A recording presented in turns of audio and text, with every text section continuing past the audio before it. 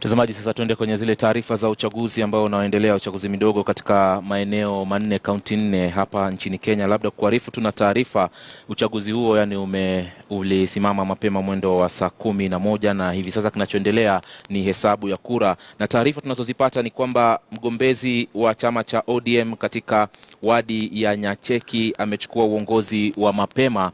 Huku ni katika kaunti ya Kisii, huku katika kaunti ile ya Turkana, sehemu ya Kalokol, bila shaka wadi ya Kalokol, mgombezi wa chama cha Jubilee vile amechukua uongozi wa mapema. Kumbuka hizi ni taarifa ambazo tumeweza kuzipata na shughuli hiyo ingali ikiendelea.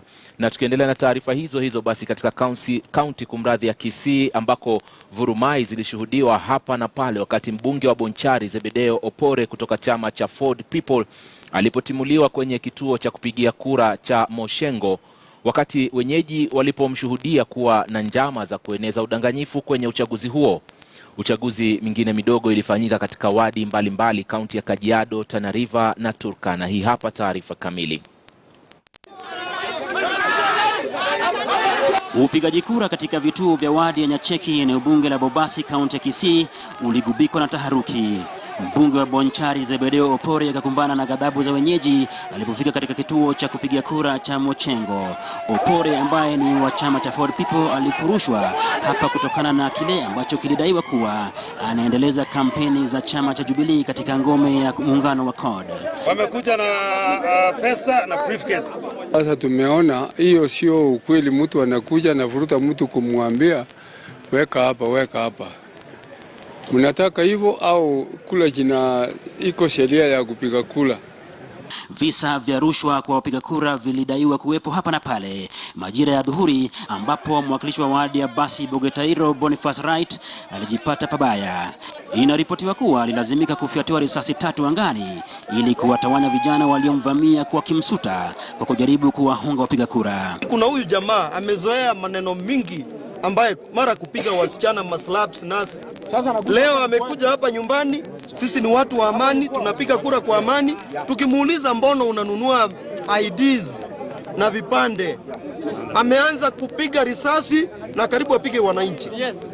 Kwa hivyo tunaomba serikali ichukue hiyo bunduki ya huyo kijana, ni mtukutu. Madai hayo hata hivyo yalichukuliwa kuwa uvumi tu na afisa msimamizi wa kura katika eneo bunge la Bobasi Jacqueline Osiemo, ambaye alisema kwamba hakuna malalamishi yaliyotolewa rasmi, huku OCPD wa kituo cha polisi cha Nyamache Josephat Mwirithi akisema wanamsaka mwakilishi wadi aliyefyatua risasi. I'm been informed that there was a shooting which was made by one of the MCA of this area.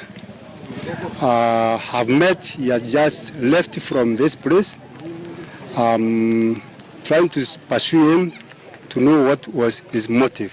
Not received any official complaint. The candidates know that in case they have a complaint, they're supposed to do it in writing within 24 hours. Tume huru ya uchaguzi ya IBC iliandaa chaguzi ndogo katika wadi 4 nchini, zikiwa ni wadi ya Nyacheki kaunti ya Kisii, wadi ya Sala huko Tana River, wadi ya Kalokol kaunti ya Turkana na wadi ya Mosiro katika kaunti ya Kajiado. Wadi hizo ziliachwa wazi kutokana na vifo. Franco Tieno, KTN leo.